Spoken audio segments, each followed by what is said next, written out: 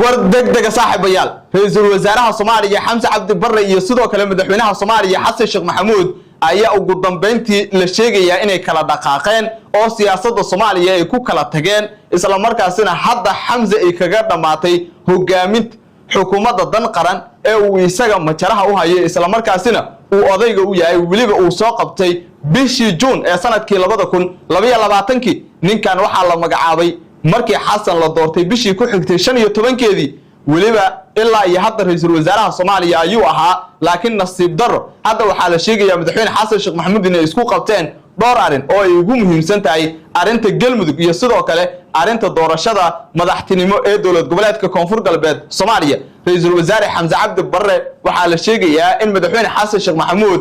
uu markaasi la gardhigtay wax badan oo uu ka diidan yahay xilligan la taagan yahay Xasan Sheekhna waxa la sheegayaa inuu noqday nin garmaqaata oo kaliya meesha uu ku dhagay tahay in looga foqo saaxiibo badan ayaana sidan kaga tagay oo Sanbalolshi uu kamid yahay sidoo kalena Cabdiraxmaan Odowaa uu kamid yahay waxa ayna ku eedeeyeen markii madaxweynaha safkiisa ay faaruujinayeen inuu Xasan noqday taladiid isla markaasina uu isku soo koobay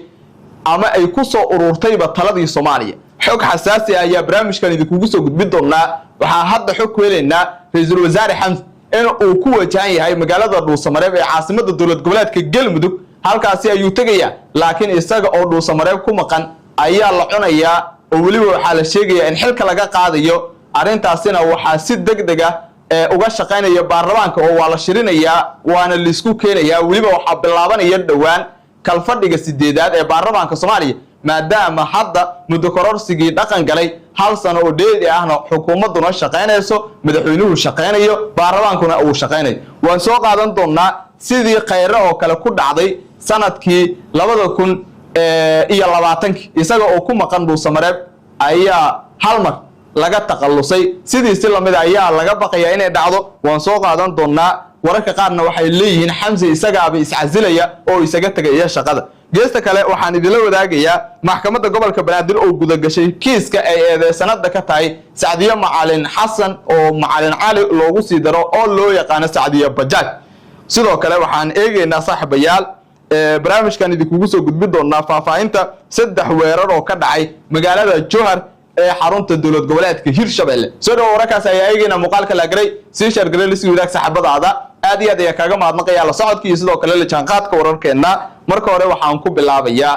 madaxweynaha Jamhuuriyadda Federaalka Soomaaliya iyo sidoo kale ra'iisul wasaaraha dalka ayaa muddooyinkii la soo dhaafay waxa ay kulamo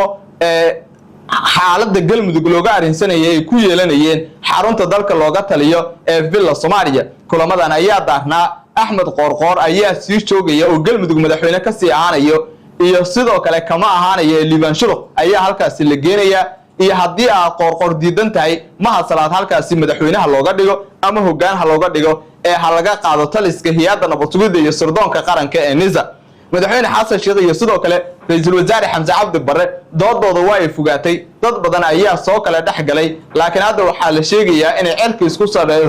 cirka isku shareertay isla markaasina ay marayso meeshii ugu sareysay madaxweynaha Jamhuuriyadda Federaalka Soomaaliya Dr. Xasan Sheekh Maxamuud ayaa hadda ila xogogaala oo isaga aad ugu dhow waxaynu ka soo xiganay inuu yiri madaxweynuhu ra'iisul wasaaraha islama shaqeyn karno waqtigan wixii ka dambeeya sanadkan kala guurka ahna waa in la raadiyaa ra'iisul wasaare shaqada wadi kara isla markaasina madaxweynaha daacad u noqon kara oo la shaqeyn kara hadafkiisana dhaqaajin kara madaxweyne Xasan Sheekh ayaa hadda waxa la tilmaamayaa inuu ka taqallusayo ra'iisul wasaarihiisa halka Xamsana la leeyahay isaga qudhiisa damac madaxweyne ayaa soo galay oo kursiga uu ku fadhiyo madaxweynaha ayuu doonaya oo isaga ayaaba laga yaabaa inta aanan xilka laga qaadin inuu iscazilo isla markaasina banaanka uu ka soo istaago Xasan Sheekh Maxamuud iyo sidoo kale waxa uu ka dhaxwado dowladnimada Soomaaliya ra'iisul wasaare Xamse iyo sidoo kale madaxweyne Xasan Sheekh Maxamuud dadka hadda aadka ugu dhow waxa ay xaqiijinayaan in khilaafkan uu noqon karo mid ay ku kala tagayaan isla markaasina ay isku macsalaameynayaan iyadoo dhinaca kalena wararka soo baxay hadda ay sheegayaan ra'iisul wasaaraha Soomaaliya Xamse Cabdi Barre iyo wafdi ballaaran uu hogaaminayo inay ku wajahan yihiin magaalada Dhuusamareeb ee caasimadda dowlad goboleedka Galmudug halkaas oo ay u ambabaxayaan saacadaha soo aadan waxaana uu imaanaya socdaalkan iyadoo khilaafkan uu sii xoogeysanayo oo u dhaxeeya Xasan iyo sidoo kale Xamse ila wareedi xilkasa ayaa warbaahinta u xaqiijiyay safarka ra'iisul wasaaraha inuu jeedkiisa ugu weyn u yahay xal u raadinta xiisadda galmudug iyadoona ra'iisul wasaaraha uu ka soo waayo wixii uu ka rabay madaxweyne xasan sheekh maxamuud dooddoodana ay dheeraatay waliba khilaafkan hadda u dhaxeeya labada nin la sheegayaba in halkaasi uu ka soo bilowday maalmahanba ra'iisul wasaaraha muqdisho ayuu ka waday kulamadan kala duwan oo xaaladan lagu dejinayo isaga oo kaashanaya agaasimaha hay'adda nabad sugidda iyo sirdoonka qaranka ee NISA Mahad Maxamed Salaad qabanqaabada soo dhaweynta ra'iisul wasaaraha ayaa haatan laga dareemayaa magaalada Dhuusamareeb halkaasi oo uu ka bilaaban doono kulamo sida ay sheegayaan wariyaal ku sugan deegaanada galmudug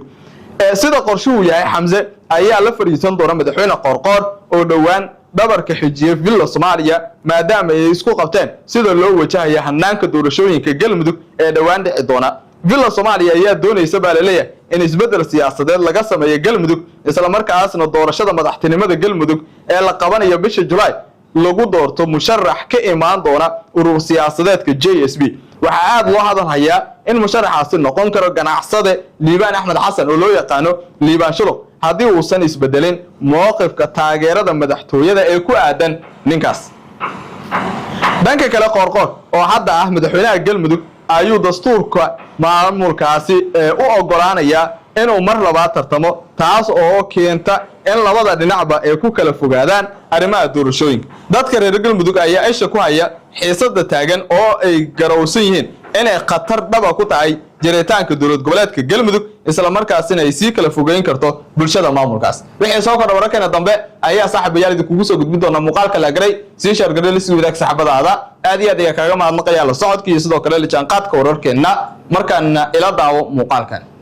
doorasho dabran laakiin doorasho markaan qiimeeyay telefoon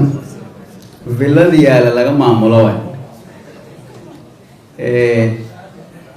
sagaalkii bisha oo hal maalin ay ka dhineed xilliga ayaga ay ku sheegeen doorashadoodan waxaan tagay Bardaale degmada waxaan guri nin aan qaraabanahay leeyahay oo guddigii Xasan doorashada doorasho ku sheeg uu u dirsaday deegaanayna dhinac ka digay waxyaabaha oo la yaab kale meesha ka dhacay waxay ahayd wax kasta oo la qabanay telefoon la diraa xamar la soo waxa waxa saas hal yeela JSB waxay galeen doorasho dhacay nimana ku soo baxay gaar ahaan beesha hadda wasiir madaxana furnuwa taqani dulaalka madaxweynaha waay madaxweynihii hore ninkaas beeshiisa laba kursi ay ku leedahay koonfur galbeed labadii kursi waa lagu tartamay nin waxaa soo baxay doorashada hordhac oo JSB dhexdeedan sheegan waxaa ku soo baxay nin la dhaho ugaas oo xildhibaanadii hore labadii teeram hore soo galay wuxuu ku soo baxay kaalin koowaad waa idin tusi karaa waa Facebook ay taalaan kaalin labaadna waxaa ku soo baxay yar kale oo asna xildhibaanadii hore ka mid ah kaalin saddexaadna nin kala galay beesha laba kursi ay lahayd ninkii kaalinta koowaad galay jaamaca diiday guddiga doorashooyinka madaxweynaha hore soo wacay ninka jaamaca raba hal uu qoraal kursiga waxa xaqiiqo waxa inta ku hayaba natiijadu waa idin tusi karaan horta wax la wado waxaas waay doorasho marka telefoon lagu maamulay cid gali karta yani waxay ka faa'iideysaa hadda bay dhab aragteen doorasho guddi doorasho maamulay la arki jiray doorasho musharax maamulay taal bay dhawaan ninka ku meel gaarka meesha loogu magacaabay looma tagay shaadina loo tagay wasiirada asaga dhoobayin xildhibaanada sidoo kale guddiga doorashada dawiil asiga adeer u yahay ku jiro wixii oo dhan waa la wada ogyahay marka waxa noocaas ee wadankan ma anfacayaan intaas waxaa dheer hubkii iyo rasaastii loogu talagalay amniga dalka in lagu sugo oo cadowga shabaab iyo lagula dagaalamo maanta afaridoodka bay dhaba yaalaan صناديق لو إلالنا أو كوجرت جيرش نين أنت يوم محمد جامع اللي يجري والله لو إلالنا بياش شباب كان بيداوي يردي ذي جوان بيرت بيداوي ستباك أور ميليتريا دربي كده تيجن مرة دافع كرب ماشي اسمع إذا باورت صناديق لان جيرش كوجرة إلاليا مركورت نسيب ترى ودن كان تالو madaxdii hore iyo shacabka iyo dhalinyarada iyo ummadda Soomaaliyeed inta wax garataan waajib waxa saaran in ay ka hortagaan waxaas maanta hadal looga hortagi karaa laakiin haddaan maanta la hadlin oo la xishoodo waxaa la gaaraa maalin sidii 91 oo kale dhalada iyo subaga iyo baalka ku jiraba in la isla baabiyay ay gaarayso intaysan intaas gaarin in hadda loo istaago wanaagsan musuq maasuqa dhibaatada hadda magaaladaas aragtaan habeen walba 20 qof 30 qof oo hubaysan ka baxda yaani dadku waxay ka ordayaan bulshadina way sii qaxaysaa dhinac kale yaani wixii bari meesha ka soo baxan wax ummadaas ay ku wada noolaan karto oo amni iyo si nabad magaalo loo wada joogi karo ma waxaas dhibaatadaas sameynayna madaxweynuhu waqtiga ka dhamaaday villa Soomaaliya jooga damaciisa way ma dastuur iyo waxaas mar hore la iskala tagay oo kan ay sameysteen xitaa kuma dhaqmaan marka daadii ayaga lagu doortayna maanta waxba nooguma xirin dastuurna ma yaqaanaan iska qabashay leeyihiin in loo wada istaago loo midoobo in la iska qabtaan aniga soo jeedina qaybna waa ka ahay banaan baxna diyaaran oo ahay 4 bisha waa buuxan baydhabo ugu waxaan ku soo gabagabeynaa nin ugaas oo anaga ahay hadda waa dhintay hadal yaqaanana wuxuu yiri fuleynimo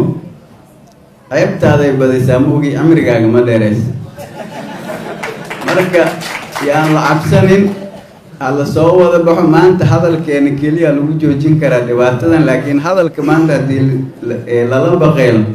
maalin waxaa la gaaraa sarahan waaweyn iyo quruxdan